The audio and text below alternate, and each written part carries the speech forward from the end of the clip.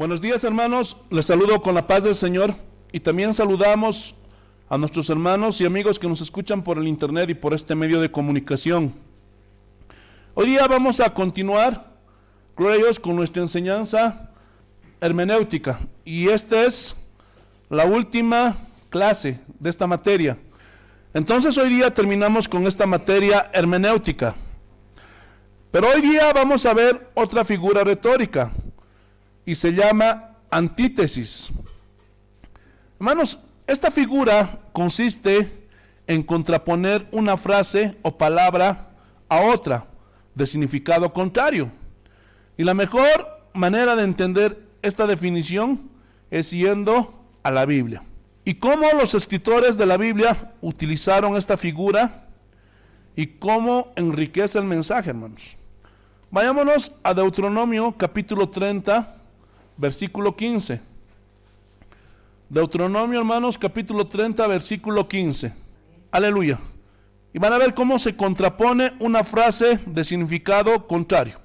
Así dice, Deuteronomio capítulo 30, versículo 15. Mira, yo he puesto delante de ti hoy la vida y el bien, la muerte y el mal.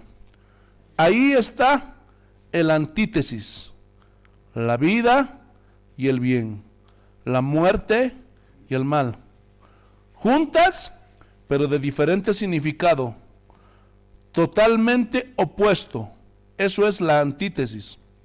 Saltemos, hermanos, vayámonos al versículo 19 del mismo capítulo 30 de Deuteronomio. Mira lo que dice: a los cielos y a la tierra llamo por testigos hoy contra vosotros. Y aquí encontramos, esto es una prosopopeya. Seguimos.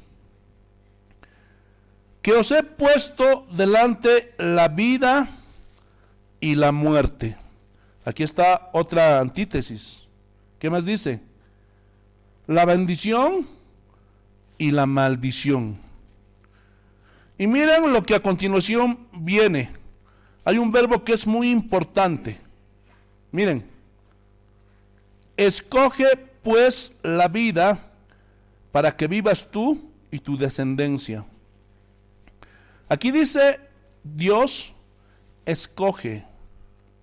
Pregunta, ¿por qué Dios no obliga? ¿Ah? ¿Por qué Dios no nos obliga a hacer las cosas? Porque Dios nos dio libre voluntad o libre albedrío. Porque si Él nos obligara, estaría violentando la misma libertad que Él nos dio. Por eso, hermano, no se puede obligar a nadie a seguir a Cristo. Ningún papá, ninguna mamá a su hijo le puede obligar. Nos toca predicar, enseñar, que más que con nuestras palabras, con nuestra vida. ¿Lo están entendiendo o no? Entonces, Él, ¿qué hace? Nos anima, nos sugiere, nos aconseja. Escoge la vida. Aquí está la bendición y aquí está la maldición. Aquí está la vida y aquí está la muerte. Escoge la vida, escoge la bendición. Entonces, escoger tiene que ver con la voluntad del ser humano. Cuando dos de nosotros o una persona individualmente toma alguna decisión, una pareja, un par de novios, y gloria a Dios, aleluya, sin estar casados, se ponen a fornicar, toman una mala decisión. Pero lo triste es que todavía tienen la sinvergüenzura de reclamarle al Señor. Y le dicen, ¿por qué? ¿Por qué, Señor? ¿Por qué será, no? ¿Quién escogió mal? ¿Ah? ¿Quién? El hombre, nosotros. Por eso ustedes tienen que entender que a veces lo que nos pasa son consecuencias de nuestras malas decisiones. Tienen que entender eso. ¿Lo están entendiendo, no, hermanos? Si dices mentiras, es porque tú escogiste. Después vienen las consecuencias por decir mentiras, ¿no es cierto? Si tú tomas algo que no es tuyo, y aunque no lo creas, hay cristianos que oran cuando están haciendo eso, cuando están tomando lo que no es suyo. Señor, que no me vean, aunque no lo crean. Esos hombres no conocen a Dios, porque hay cada despistado. Hermanos, yo estoy convencido de que este tipo de gente no es cristiana, no son cristianos, porque el que es nacido de nuevo tiene una naturaleza que lo lleva a hacer lo bueno. Entonces, ¿cómo un cristiano puede hacer eso? Tomar algo que no es suyo. Hermanos, hay cristianos que oran para violar las leyes de Bolivia y de Chile, para meter contrabando, mercadería ilegal, autos chutos. Es más, hay pastores que dicen, vamos a orar. Y yo alguna vez oí de cristianos que van donde el pastor y lo corrompen. Pero también pues Dios los está probando a esos hombres. Y le dicen, pastor, ore por mí, pastor. Tengo una mercadería que tengo que meter al país. Y ni le preguntan si es legal, nada. Y muchos saben que es contrabando. Pero los convencen, ¿por qué?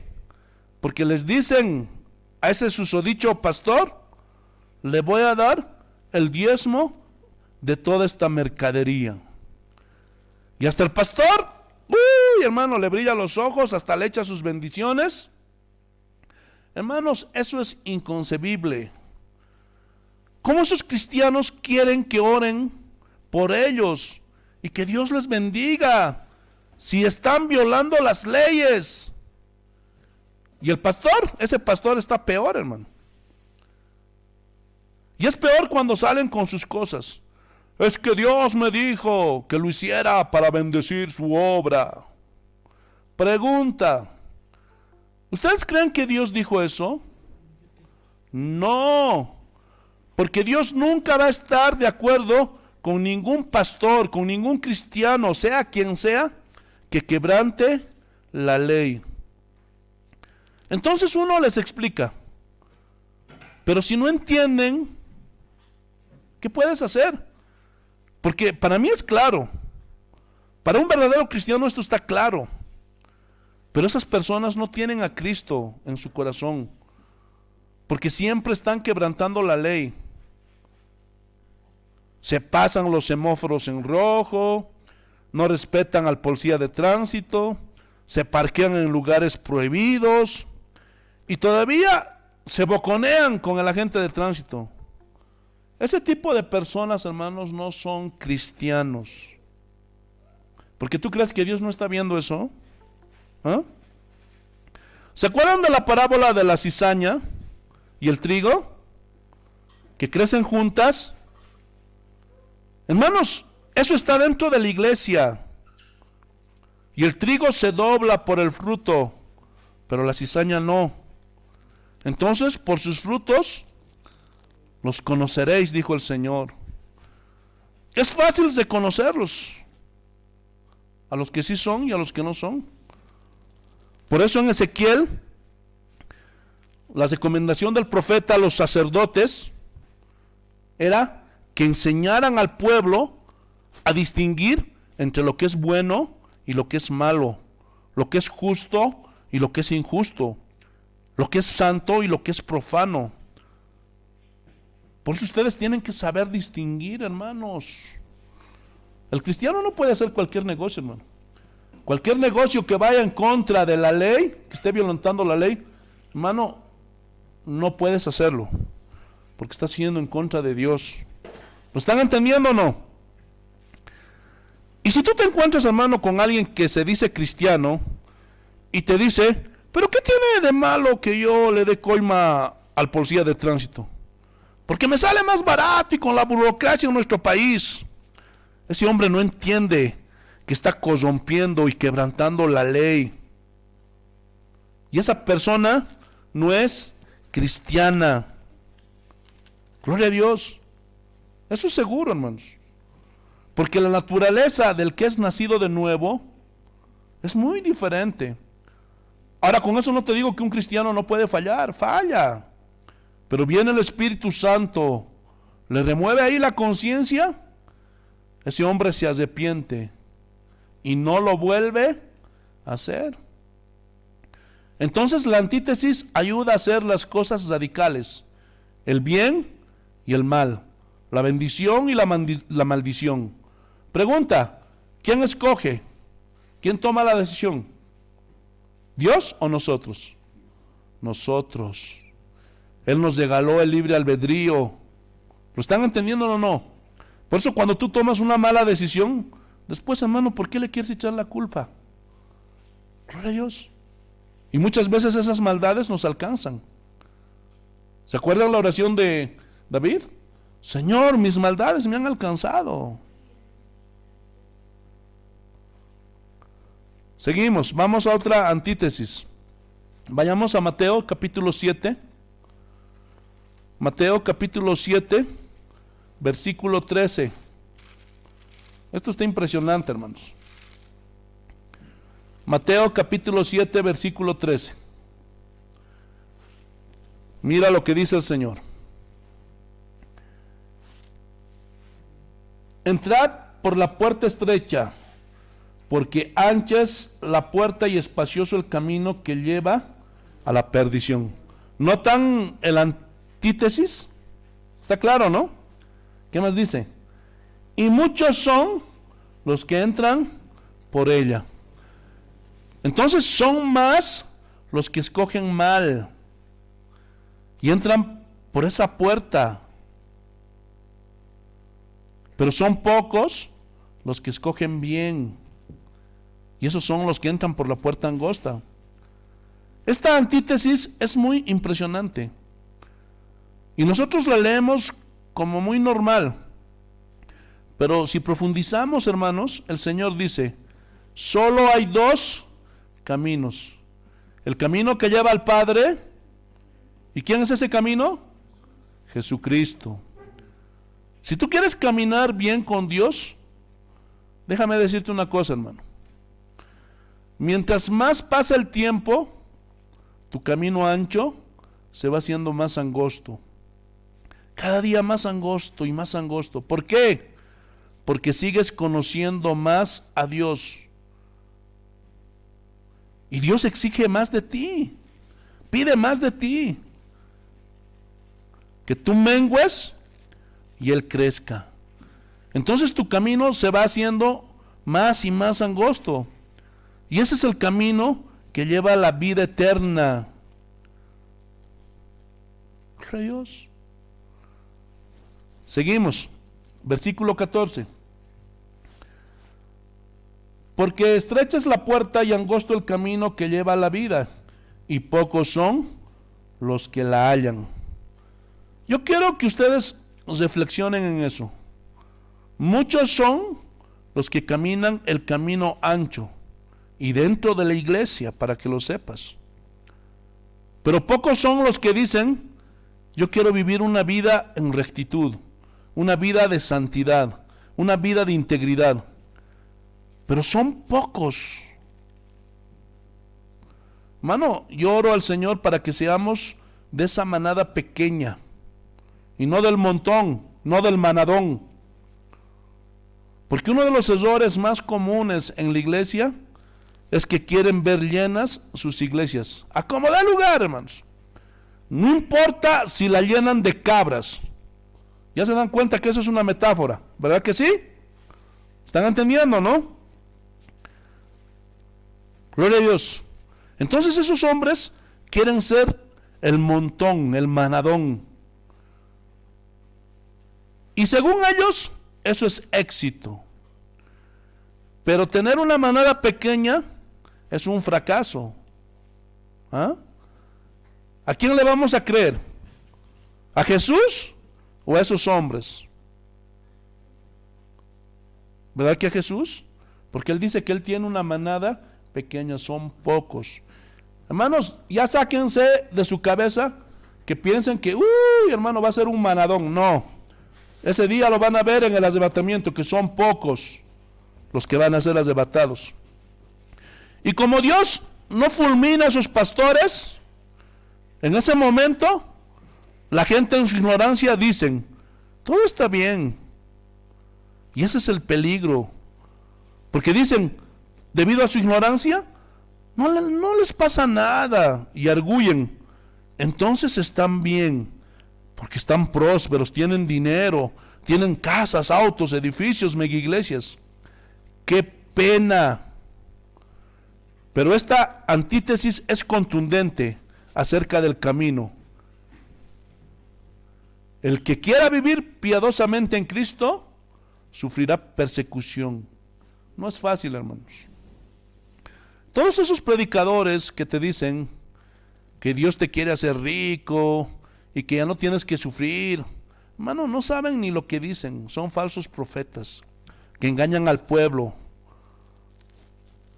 Porque los conflictos siempre van a venir, ¿no es cierto? Pero esa gente que les enseñan eso, que no se deben de enfermar, que debe de ser rico y cuanta cosa, pero cuando les viene la aflicción, gloria a Dios, y está escrito en la Biblia, vendrán ríos con ímpetu, gloria a Dios, los huracanes, y les dará duro. Entonces esos hombres se turban, y contra el primero que la agarran es contra Dios, ¿sí o no? Y dicen, Dios no cumplió su palabra, y le culpan a Dios. Qué pena, hermanos. Pero nunca pensaron en el falso pastor que les está enseñando mal. O no necesariamente que sea un falso pastor, porque hay pastores, hermanos, que son flojos o son gente que, hermano, no tiene la preparación suficiente. Por eso dice la Biblia, entre uno de los requisitos para ser pastor, que no sea un neófito. Hermano, una señal clara de que uno tiene llamado a ser pastor es que le gusta leer, hermano. Porque hay que leer harto, bastante, hermano. No es repetir por repetir. ¿Lo están entendiendo o no? Entonces hay que estudiar las escrituras. Por eso tengan cuidado, porque a veces hay pastores en el campo, yo he escuchado, que lastimosamente no tienen preparación. Pero aún de esos pastores tienen que tener cuidado. Y con mansedumbre, con sabiduría, corregirles, hermanito. Lo que estás enseñando no está bien, está desviando a tus ovejitas. ¿Lo están entendiendo? Bendito sea el nombre de nuestro Señor Jesucristo. Te alabamos. Vamos a otro ejemplo. Ahí mismo en Mateo capítulo 7. Y aquí dice, ¿por qué pocos hallan el camino angosto? Mira lo que dice el versículo 15. Guardaos de los falsos profetas que vienen a vosotros con vestidos de ovejas. Hermano, los que les hacen andar por ese camino ancho, ¿saben quiénes son? ¿Ah? Los falsos pastores. Porque no les enseñan la Biblia, no les enseñan la palabra de Dios. Hermano, hoy en día, hermano, quererse guardar en santidad, querer vivir en justicia, te dicen, oye, eres un legalista, eres un religioso. Porque ellos, hermanos, hacen todo lo que hacen en el mundo. Dentro de la discoteca tienen, perdón, Jesús te reprenda, diablo. Dentro de la iglesia tienen, gloria a Dios, su discoteca y están bailando. Hermanos, las mujeres lasciviosas se ponen sus, aunque se pongan faldas, pero ajustadas. Hermanos, gloria a Dios, aleluya. Viven como en el mundo, hermanos. Anhelando este mundo, hermano, las cosas de este mundo, riquezas, prosperidad. Hermano, y no quieren obedecer la palabra de Dios. Y dicen, ¿no? Nosotros somos libres. Cristo nos hizo libres. Gloria a Dios. No somos como ustedes, legalistas, religiosos. Y se burlan. Cuando hay una iglesia que quiere vivir en santidad, en rectitud, conforme Dios manda, conforme su palabra. A mí, hermanos, muchas veces me han dicho, eres un fanático religioso, eres un legalista. Hermanos, si eso es ser fanático, religioso, legalista, quiero ser eso, porque quiero obedecer a mi Señor. ¿Sí o no? Pero la pregunta es, ¿quién les metió eso a ese pueblo? ¿Quién les metió eso a esas pobres ovejas? Esos falsos pastores. Seguimos. Pero por dentro son lobos rapaces. Entonces no hay otra manera en la que el diablo pueda engañar, sino disfrazándose. Y dice la Biblia que sus seguidores se disfrazan como ángeles de luz. Los demonios se disfrazan como ángeles de luz, pero también sus seguidores. Y esa palabra se disfrazan significa que parecen, pero no son. Es solo apariencia. Y así son los falsos profetas, hermanos. Parecen ovejas, pero tienen una cola de lobo, tienen un hocico de lobo. Y hoy día los estamos desenmascarando. Versículo 16. Por sus frutos los conoceréis. Y luego viene el antítesis. Miren, ¿acaso se recogen uvas de los espinos o higos de los abrojos? Pues no, es algo imposible. Y es lo que les estaba explicando hace un rato. Cuando alguien no puede entender, no le entra, y siguen lo mismo en sus pecados, hermano, ese no es cristiano. Porque una cosa es ser un cristiano que falla, que se equivoca, pero se arrepiente. Pero el otro no, hace las cosas deliberadamente, a sabiendas. Ese no es cristiano. Versículo 17. Así todo buen árbol da buenos frutos, pero el árbol malo da frutos malos. Árbol bueno, árbol malo. Frutos buenos, frutos malos. Es que es simple, hermanos. Miren cómo esta figura retórica nos ayuda a comprender, porque contrapone una palabra con otra de diferente significado. Escuchen, si en una iglesia, sea cualquier iglesia, hay ahí una persona que siempre está con sus cosas, siempre está murmurando, siempre está amargado, nunca está contento, siempre se está quejando, yo quisiera esto y aquello, que por qué no soy así, que por qué aquello y por qué esto, siempre esto y siempre lo otro. Y cuando escucha los mensajes, siempre está contradiciendo la palabra de Dios. Porque no me contradicen a mí, hermanos, están contradiciendo a Dios. Tengan cuidado con ese tipo de hombre o si es mujer, porque esa persona no es cristiana. Aquel que siempre se está quejando por su situación, hermano, evidentemente al comenzar puede pasar un recién convertido, pero un cristiano de años que siga con eso, hermano, eso es preocupante. Y pasa el tiempo y nunca da frutos. Y nada, y nada, y nada. Entonces, hermanos, ¿cómo va a dar higos si no es higuera? ¿Cómo va a dar frutos de un hijo de Dios si no es un hijo de Dios? Y este texto lo confirma. Mira lo que dice, versículo 18. No puede el buen árbol dar malos frutos. No puede, hermanos, es imposible. ¿Están entendiendo?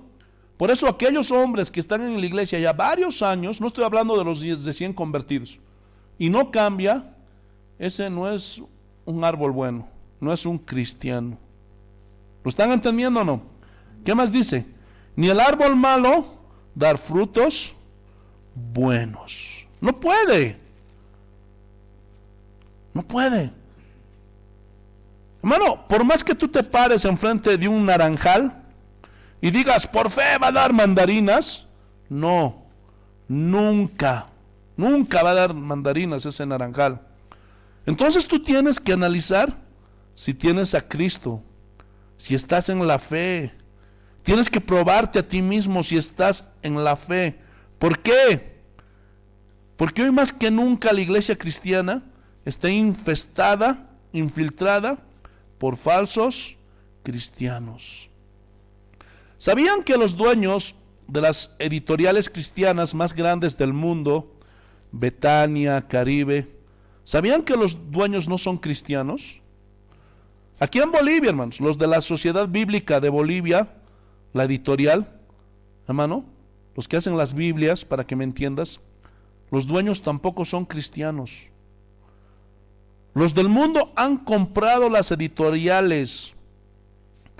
Hay muchas editoriales que han empezado como un ministerio.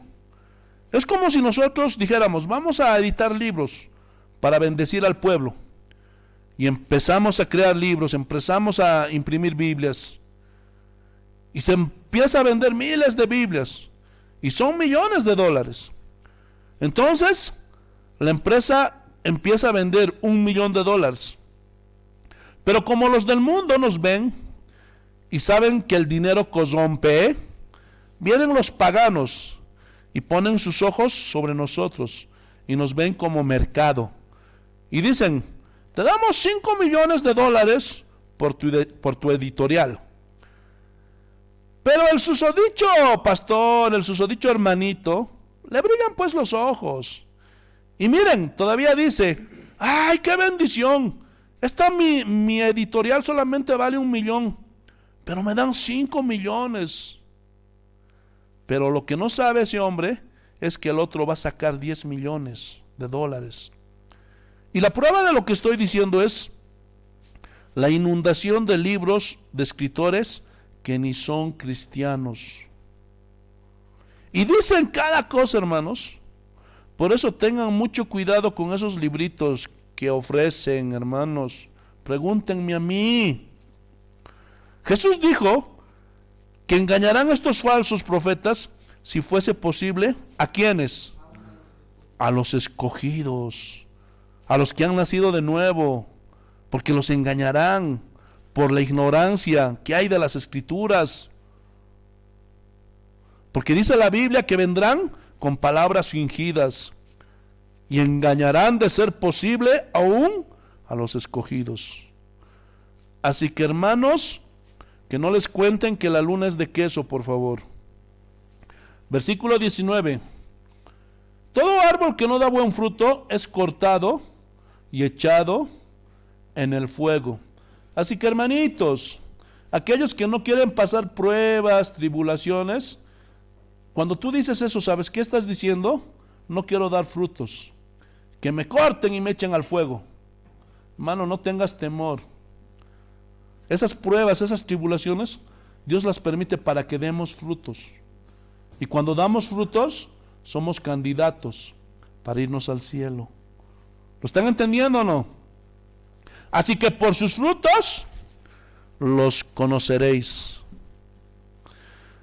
Y yo siempre se los voy a repetir, hermanos, porque algunos de ustedes se creen más buenos que Dios y ven al falso pastor, ven al cristiano no nacido de nuevo, ven a la susodicha cristiana carnal, que lo único que hacen esos hombres es destruir la iglesia, son piedra de tropiezo, y dicen, ¿quiénes somos nosotros para juzgar?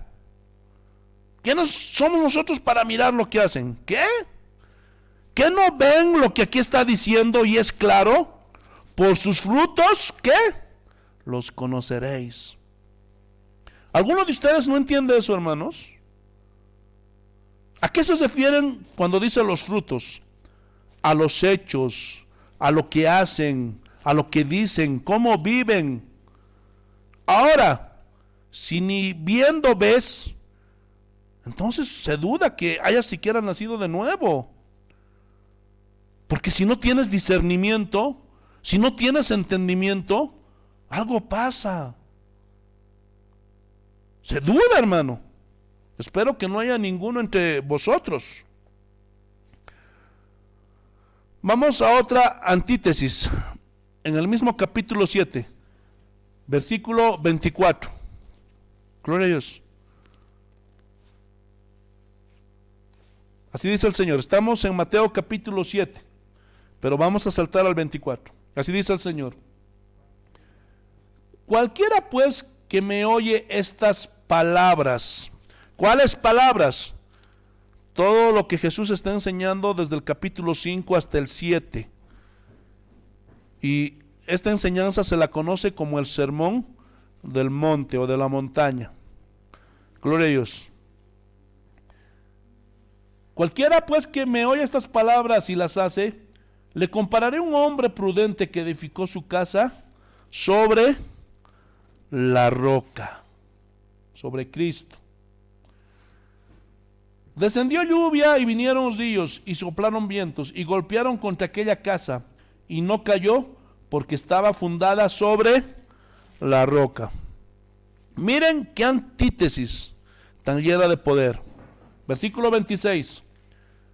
Pero cualquiera que me oye estas palabras, o sea, ya te lo dije hace un momento, todo lo que dijo Jesús en el capítulo 5, 6 y 7. Las bienaventuranzas, somos la sal de la tierra, somos la luz del mundo, Jesús y el enojo, el adulterio, el no jurar, el amor hacia los enemigos, las ofrendas, la oración, el ayuno, no hagan tesoros en la tierra, sino hagan tesoros en el cielo, la lámpara del cuerpo, Dios y las riquezas, el afán y la ansiedad, el juzgar a los demás. O sea, tienes que tener autoridad para poder decirle a tu hermano que le vas a sacar la viga que tiene en el ojo, la oración y la regla de oro, la puerta estrecha, por sus frutos los conoceréis. Nunca os conocí. Y miren cómo cierra con los dos cimientos. O sea, yo leí los subtítulos. Está en tu Biblia también, hermano. Entonces, hermanos, si yo predicara así como predicaba Jesús, hermano, sería el hombre más feliz de este mundo. Hermano, tenía una sabiduría impresionante nuestro Señor Jesús. Imagínate si yo enseñara así. Ustedes serían las personas más enseñadas del mundo. Gloria a Dios. Versículo 26.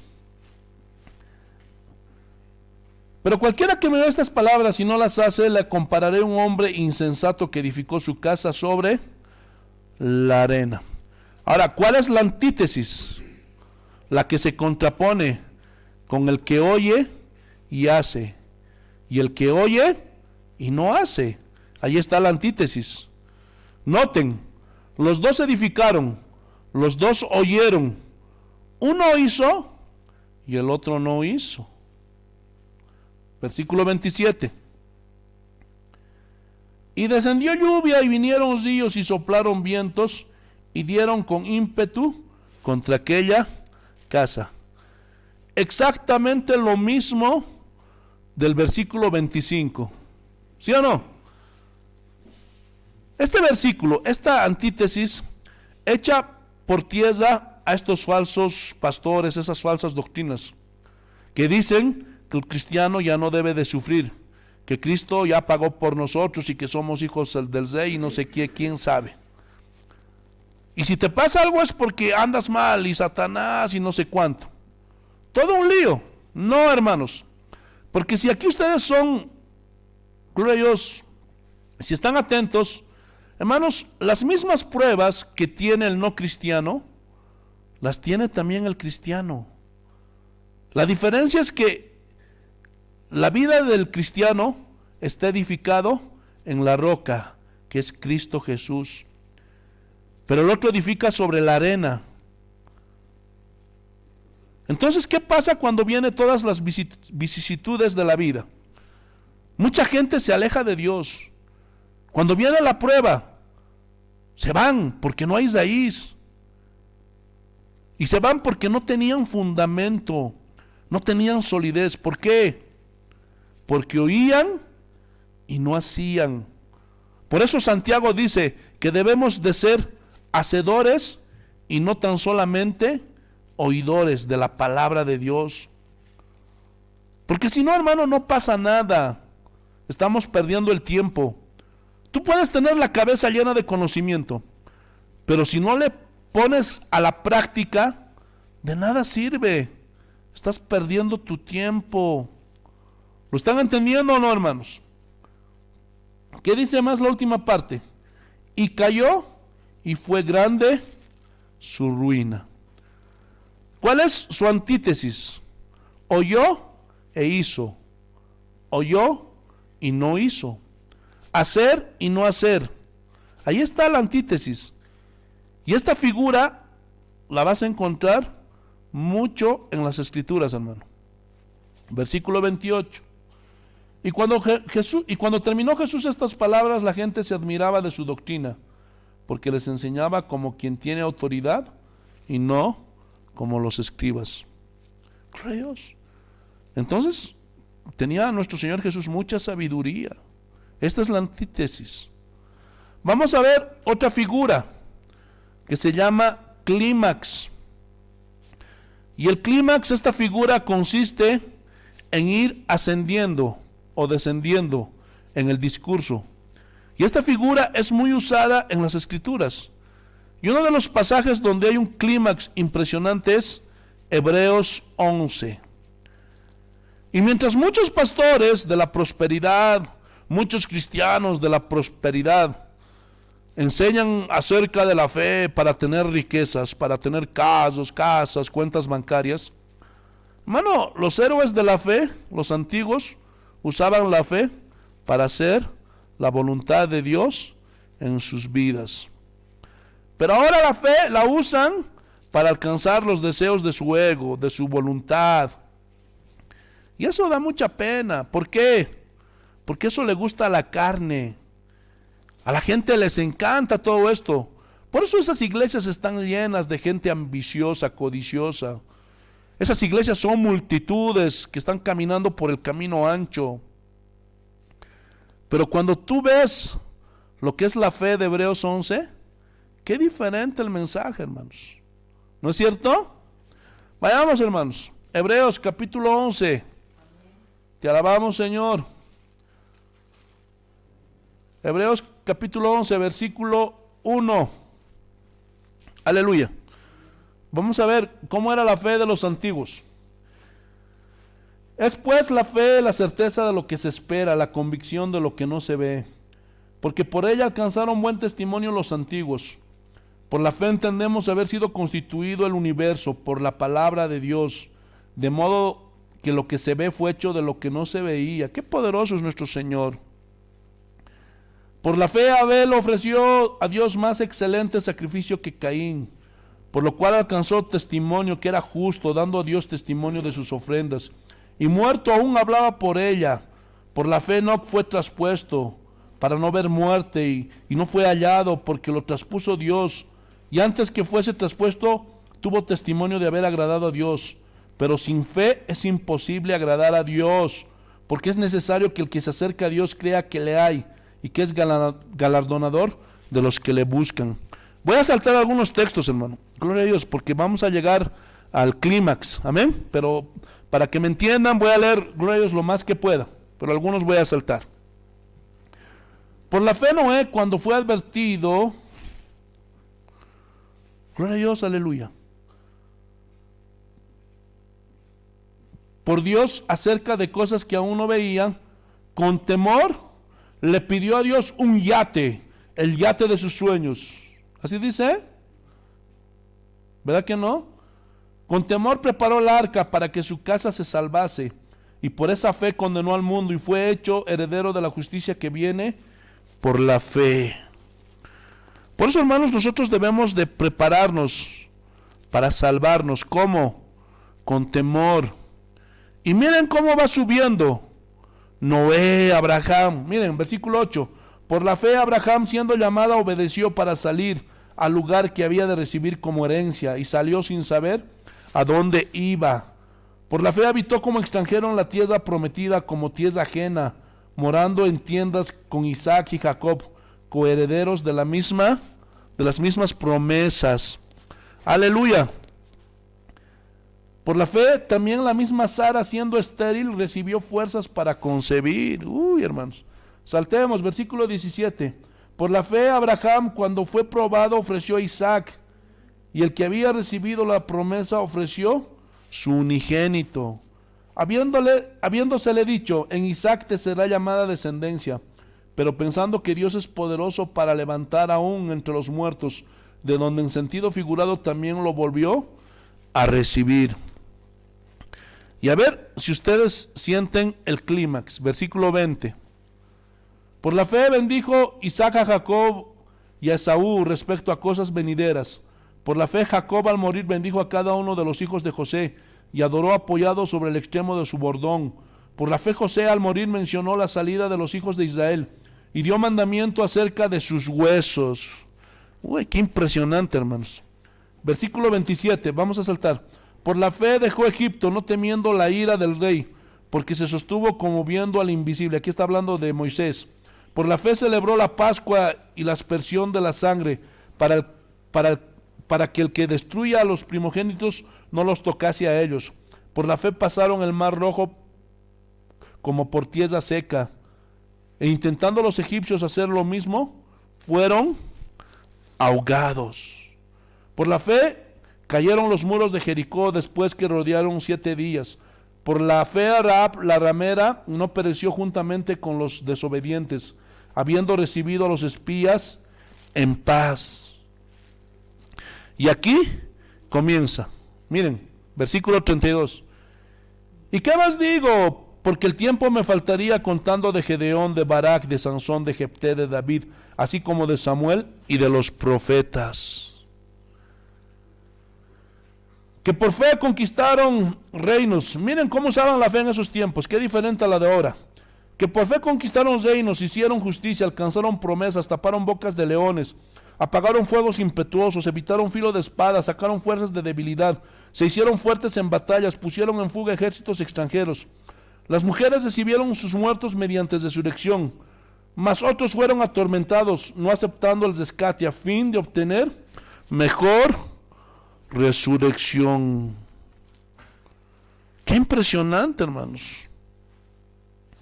Aleluya. Muchos en estos tiempos dijeran: pastor, no confiesa negativo. Jesús te reprenda, Satanás. Somos hijos del rey. No reciban eso. Y muchos de esos falsos quisieran arrancar este capítulo, hermano, porque esa es la verdadera fe. Versículo 37. Fueron apedreados, asesados, puestos a prueba, muertos a filo de espada.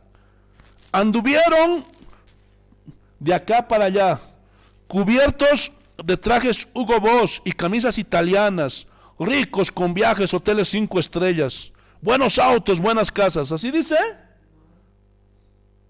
Qué mal están esos amigos.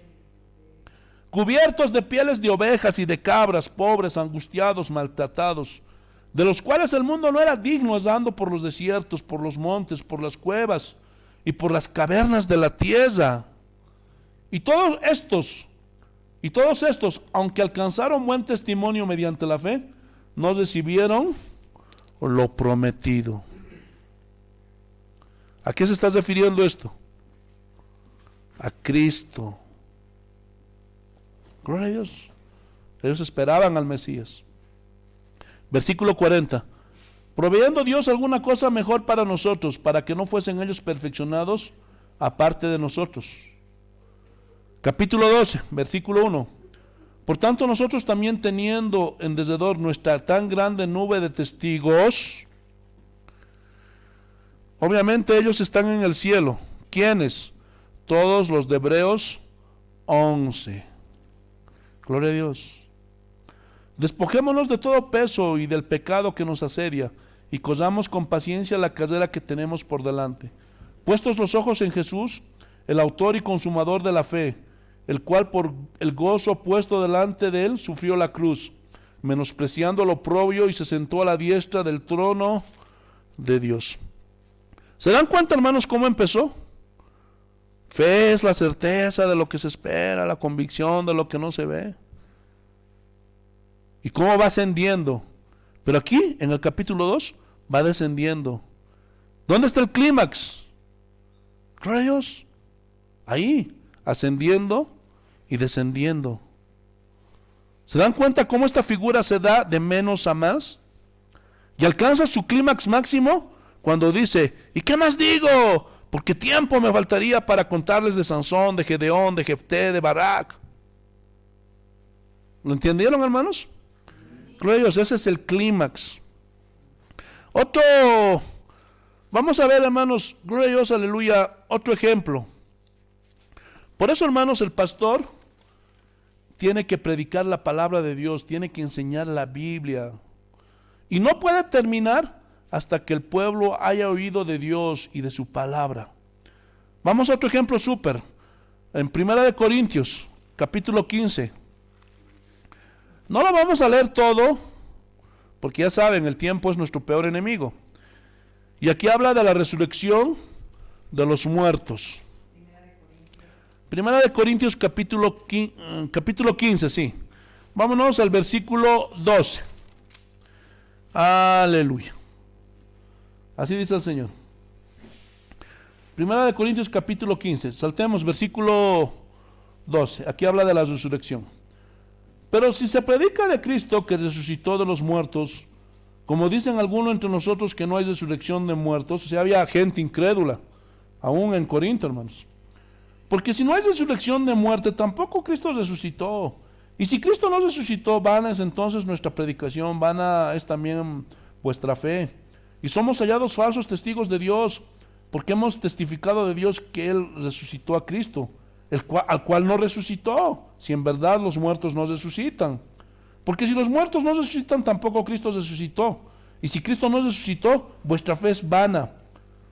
Aún estáis en vuestros pecados. Entonces también los que durmieron en Cristo perecieron. Si en esta vida solamente esperamos en Cristo, somos los más dignos de conmiseración de todos los hombres. Saltemos. ¿Se dan cuenta, no? Aquí hay un enfrentamiento entre aquellos que decían, no, Cristo no resucitó. No, pero entonces estamos perdiendo el tiempo si Cristo no resucitó. Gloria a Dios. Versículo 33. No haréis, las malas conversaciones corrompen las buenas costumbres. O sea, por eso ten cuidado con quién hablas. Porque hay personas que no existe Dios, no existe el cielo, pierdes el tiempo, te lavaron el cerebro. No, hermano, ten cuidado con eso. Versículo 34. Velad debidamente y no pequéis, porque algunos no conocen a Dios, para vergüenza vuestra lo digo. Y es verdad, hermano. Si tú te haces llamar cristiano y sigues diciendo, ¿será que Cristo vendrá, volverá? ¿Será que existe el cielo? Y sigues aferrándote a este mundo, hermano, qué pena. Con vergüenza dijera, no conoces a Dios. Pero dirá alguno, ¿cómo resucitarán los muertos? ¿Con qué cuerpo vendrán? Y esos, hermanos, que no conocen a Dios, necio, lo que tú siembras no se vivifica, sino muere antes. Y lo que siembras no es el cuerpo que ha de salir, sino el grano desnudo, ya sea de trigo o de grano. Pero Dios le da el cuerpo como Él quiso, y cada semilla su propio cuerpo. No toda carne es la misma carne, sino que una carne es la de los hombres, otra carne la de las bestias, otra la de los peces y otra la de las aves. Bendito sea el nombre de nuestro Señor Jesucristo. Y hay cuerpos celestiales, y aquí está especificando que no vamos a resucitar con este mismo cuerpo. Y hay cuerpos celestiales y cuerpos terrenales. Pero una es la gloria de lo celestial y otra la del terrenal. Vamos a saltar. Ya están dando cuenta de lo que estábamos hablando. Versículo 55. Y aquí miren. ¿Dónde está muerte, oh tu aguijón? ¿Dónde, oh sepulcro, tu victoria? Explota la cosa. Gloria a Dios. Desde el versículo 56, perdón. Ya que el aguijón de la muerte es el pecado, y el poder del pecado la ley. Mas gracias sean dadas a Dios, que nos da la victoria por medio de nuestro Señor Jesucristo. Así que, hermanos míos amados, estad firmes y constantes, creciendo en la obra del Señor siempre. ¿En qué?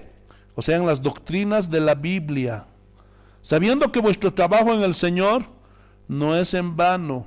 Hermano, por eso muchos piensan que cuando vienen a la iglesia, cuando hacen algún sacrificio por causa de la obra de Cristo, piensan que es una pérdida. Hermanos, no conoces a Dios. Cualquier cosa que tú hagas por el Señor, cualquier cosa que tú vengas a hacer por causa de la obra del Señor, hermano, vas a tener recompensa, porque su reino avance, por predicar la palabra, hermano, por sufrir, gloria a Dios, persecución o tratos malos por ser cristiano, hermano, vas a recibir tu recompensa. Cualquier ofrenda, cualquier sacrificio que das, hermano, por la obra de Dios, siempre va a tener recompensa, hermano, entiéndelo. Cualquier esfuerzo físico, económico que hagas por el Señor, siempre va a tener su recompensa.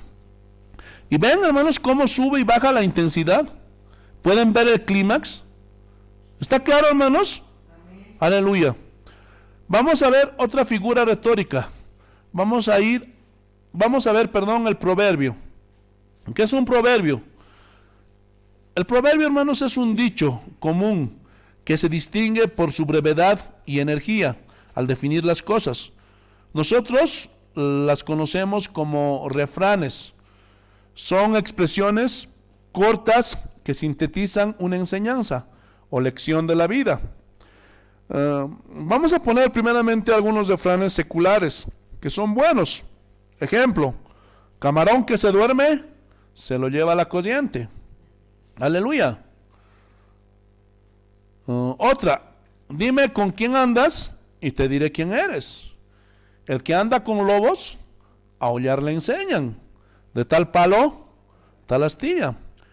Y muchos de esos refranes tienen sabiduría popular.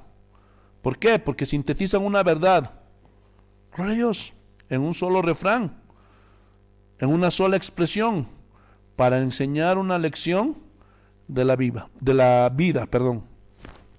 Ahora vamos a los proverbios, hermanos. Aleluya.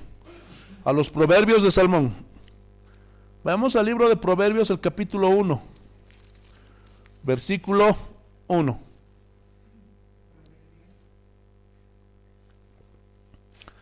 Proverbios, capítulo 1, versículo 1. Así dice el Señor. Los proverbios de Salomón, hijo de David, rey de Israel, para entender sabiduría y doctrina. Hermanos, este es el propósito de los proverbios de la Biblia. Porque hay algunos que dicen, ¿no? El poder de la vida y de la muerte está en la lengua. ¿Se acuerdan o no? Así que yo decido cuándo me muero y hasta cuándo vivo. ¿Está bien interpretado ese proverbio? No. Entonces, para eso son los proverbios, para entender sabiduría. Y esos que dicen eso, hermanos, no tienen sabiduría. ¿Qué más dice?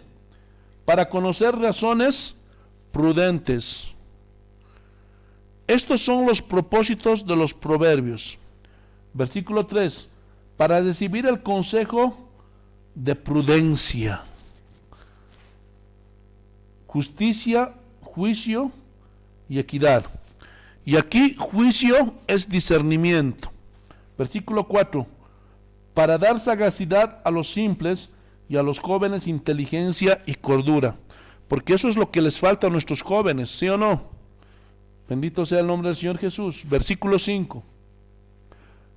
Oirá el sabio y aumentará el saber, y el entendido adquirirá consejo. Versículo 6. Para entender proverbio y declaración, palabras de sabios y sus dichos profundos. Y miren el versículo 7. El principio de la sabiduría es el temor a Jehová. Entonces, cuando tú ves una persona que no teme a Dios, vive una vida descuidada, hace lo que se le da su gana, ese hombre no es sabio. ¿Lo están entendiendo? Porque esa es la sabiduría en la Biblia. Si tú temes a Dios, hermano, eres sabio. Y mira lo que les dice a los insensatos. Los insensatos desprecian la sabiduría y la enseñanza. Trata de corregir a esos hombres. A ver, trátales de enseñar. Yo no creo que sea así. Yo no pienso que esto sea. Yo creo que esto es así. Uy, hermanos. Es hacerse patear con el burro, dice el dicho, ¿no? Es como hacerse patear con el burro, dice el dicho. Aleluya. Vamos a otro ejemplo de proverbio. esta vez en Lucas. Vayamos al Evangelio de San Lucas, el capítulo 4. Te alabamos, Señor. Lucas capítulo 4, versículo 23 y 24.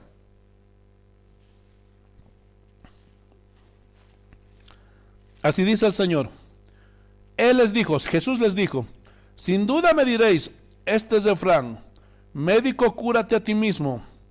De tantas cosas que hemos oído que se han hecho en Capernaum, haz también aquí en tu tierra. Y añadió, de cierto os digo que ningún profeta es acepto en su propia tierra.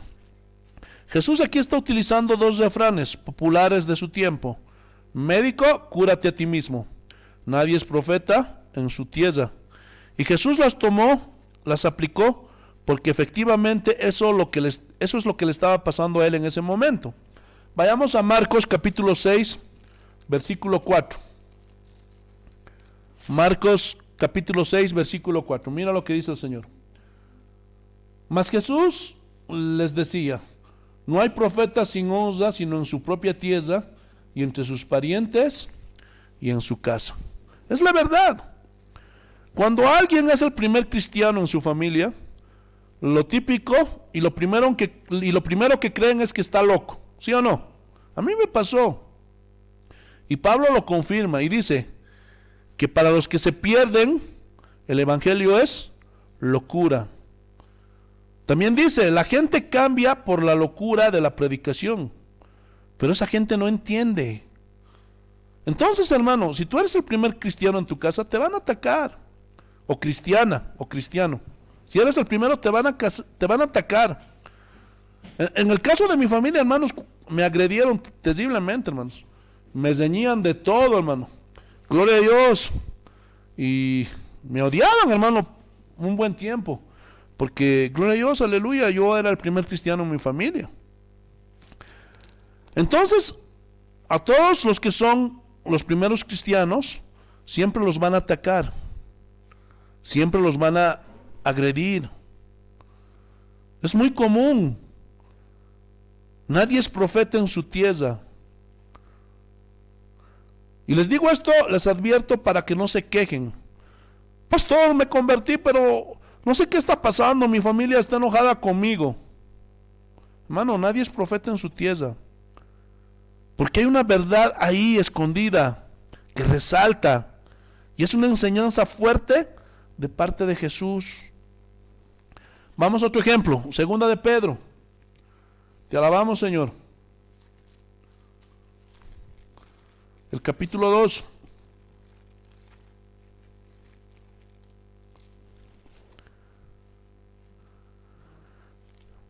Segunda de Pedro, capítulo 2. Aquí habla, hermano, de los que conocen el camino de Dios, pero retroceden por escuchar a los falsos profetas. Versículo 19. Capítulo 2, versículo 19. Mira lo que dice el Señor. Ciertamente, si habiéndose ellos escapado de las contaminaciones del mundo por el conocimiento del Señor Jesucristo, enredándose otra vez en ellas, son vencidos y su postrer estado viene a ser peor que el primero. Versículo 21.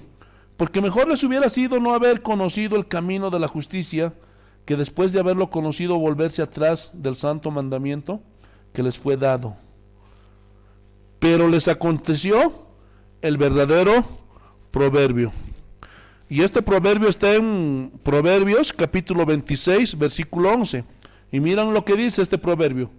El perro vuelve a su vómito, y la puerca lavada a revolcarse en el cielo. Aleluya. Es duro, hermanos, porque el Señor mira así con esos ojos a aquellos que retroceden, hermanos, del camino de la salvación, del camino recto, y cuando vuelven atrás te ve así y te mira como un perro comiéndote el vómito, como una puerca que le lavas, pero vuelves nuevamente a meterte al lodo, hermanos. Aleluya, ese es el proverbio. Finalmente, hermanos, veremos la última figura retórica. Vamos a ver la paradoja. Aleluya.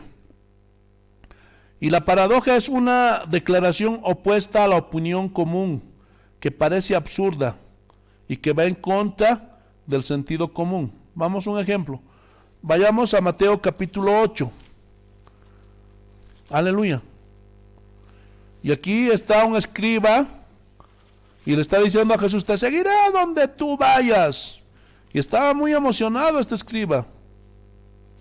Pero para seguir a Jesús, las emociones no son el mejor consejero. Tiene que ser fe, convicción y determinación, hermanos. Mateo capítulo 8, versículo 20. Así dice el Señor.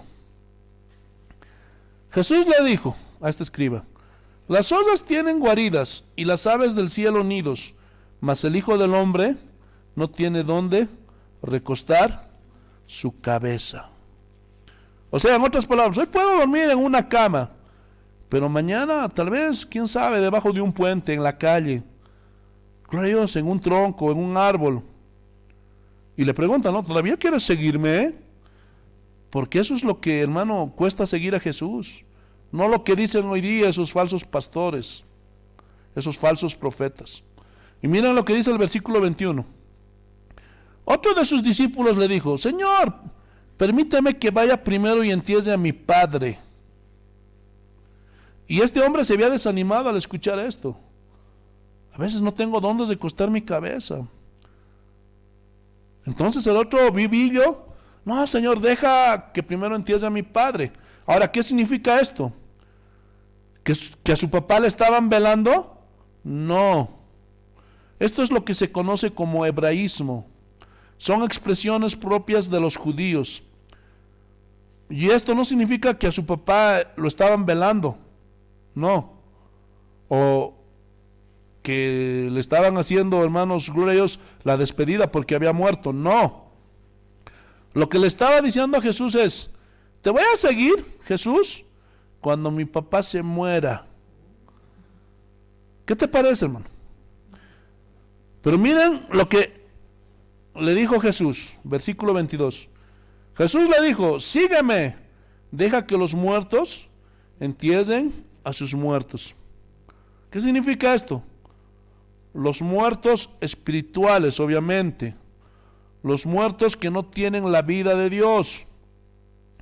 Alguna vez escuché a alguien que dijo: cuando tú subes a un mini, estoy hablando aquí de Bolivia, no sé cómo será en otros países, parece que son tranvías, metros, pero para que me entiendas, los minis, gloria a Dios, aleluya, son carros donde llevan a pasajeros a diferentes destinos en la ciudad. Y en un mini entran más o menos alrededor de 14 pasajeros. Y tú eres el único cristiano ahí en ese mini. Entonces, estás con 13 muertos. Así me dijeron una vez. Y yo no entendía. Y ya me querían meter a la hermenéutica. Y yo les preguntaba en ese entonces, porque tampoco entendía: ¿cómo muertos si están vivos? Y después me explicaban: son muertos espirituales. Pero como tú tienes a Cristo, vas en medio de los muertos. Entonces es fácil, cuando te explican, puedes entender el evangelio, ¿sí o no? Entonces, deja que los muertos entierren a sus muertos. Eso es algo paradójico. ¿Cómo un muerto va a enterrar a su muerto, pastor? No, aquí está hablando de muertos espirituales. Y como dice la declaración o la definición, es una declaración opuesta a la opinión común, que parece absurda, que va en contra del sentido común. Esa es la definición de paradoja. Vayamos a Marcos capítulo 8. Vamos a ver otro ejemplo. Marcos capítulo 8. Y aquí Jesús está hablando de lo que le cuesta a la persona que quiere seguirle. Aleluya. El versículo 34. Lo que cuesta seguir a Cristo. Marcos capítulo 8. versículo 34. Mira lo que dice. Y llamando a la gente y a sus discípulos les dijo: si alguno quiere venir en pos de mí, niéguese a sí mismo y tome su cruz y sígame. Versículo 35. Porque todo el que quiera salvar su vida, la perderá. Esto es paradójico, ¿sí o no? ¿Qué más dice? Y todo el que pierda su vida por causa de mí y del evangelio, la salvará. Aquí está una paradoja. El que quiera salvar su vida, la perderá. O sea, esos que tratan de salvarse por sus propios medios, por sus obras, por lo que hacen, van a perder sus vidas. Y eso es verdad, ¿sí o no? Porque el único que nos puede salvar es Jesucristo. Aleluya.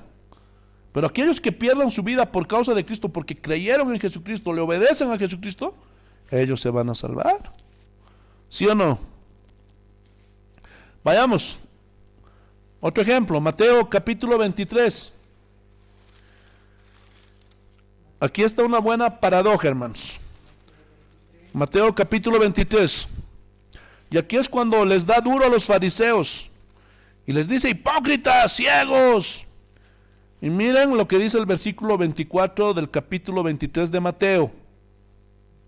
Mateo capítulo 23, versículo 24. Así dice el Señor: guías ciegos, que coláis el mosquito y tragáis el camello. ¿Qué frase, hermanos?